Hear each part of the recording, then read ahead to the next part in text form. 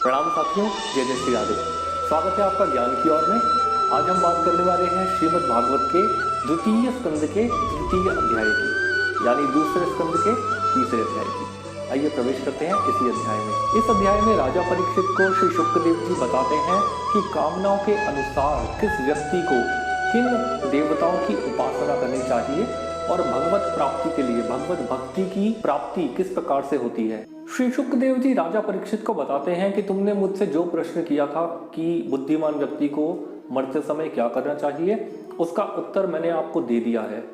इसके बाद श्री शुकदेव जी बताते हैं कि जिस मनुष्य की जिस प्रकार की कामना हो, उसको उस कामना की पूर्ति के लिए किस देवता की उपासना करनी चाहिए।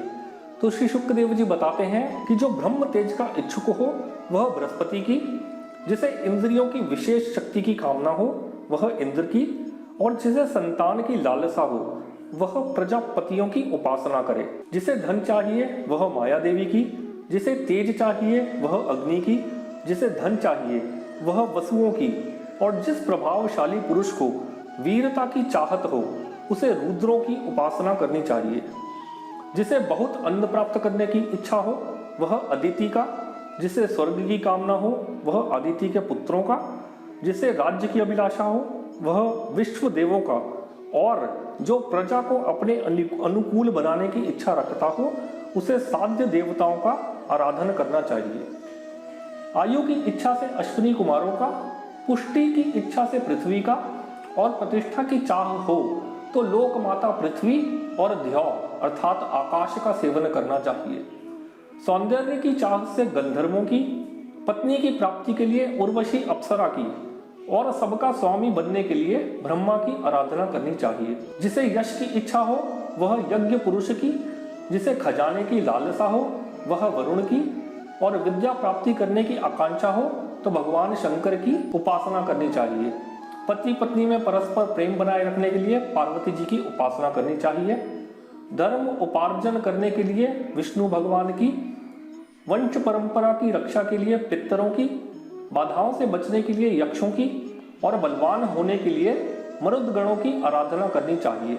राज्य के लिए मनवंतरों के अधिपति देवों को, अभिचार के लिए निरत्तिकी को, भोगों के लिए चंद्रमा को, और निष्कामता प्राप्त करने के लिए परम पुरुष नारायण को भजना चाहिए।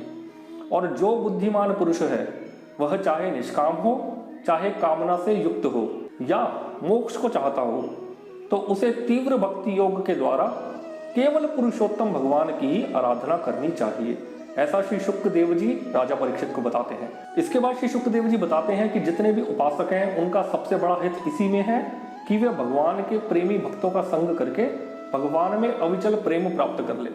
ऐसे पुरुषों के सत्संग में जो भगवान की लीलाएं कथाएं होती हैं उनसे उस दुर्लभ ज्ञान की प्राप्ति होती है जिससे संसार सागर की त्रिगुणमयी तरंग मालाओं के थपेड़े शांत हो जाते हैं। हृदय शुद्ध होकर आनंद का अनुभव होने लगता है। इंद्रियों के विषय में आसक्ति नहीं रहती। कैवल्य मोक्ष का सर्वसम्मत मार्ग यानी भक्ति योग प्राप्त हो जाता है। भगवान की ऐसी रसमयी कथाओं का चस्का लग जाने पर भला कौन ऐसा है जो उनसे प्रेम ना करे। जय जय श्री राधे। इसके बाद शौनक जी ने कहा कि सूत जी, राजा परीक्षित ने शुकदेव जी की यह बात सुनकर उनसे और क्या पूछा। वे तो सर्वज्ञ होने के साथ ही साथ मधुर वर्णन करने में भी बहुत ही निपुण थे। तो सूत जी, आप तो सब कुछ जानते हैं, हम लोग चाहते हैं कि आप बड़े प्रेम से उनका गुणगान कीजिए, कृपा करके यह सब बातें हमको सुनाइए। तो शौनक जी सूत जी को बोलते हैं कि जो मनुष्य भगवान श्री कृष्ण की कथा कभी नहीं सुनता उसके कान तो बिल के समान हैं। जो जीभ भगवान की लीलाओं का गायन नहीं करती वह तो मेंढक की जीभ के समान टर टर करने वाली है, उसका तो ना ही रहना अच्छा है। जो सिर कभी भगवान श्री कृष्ण के चरणों में नहीं झुकता वह रेशमी वस्त्रों से सुसज्जित और मुकुट से युक्त होने पर भी बोझ मात्र ही है।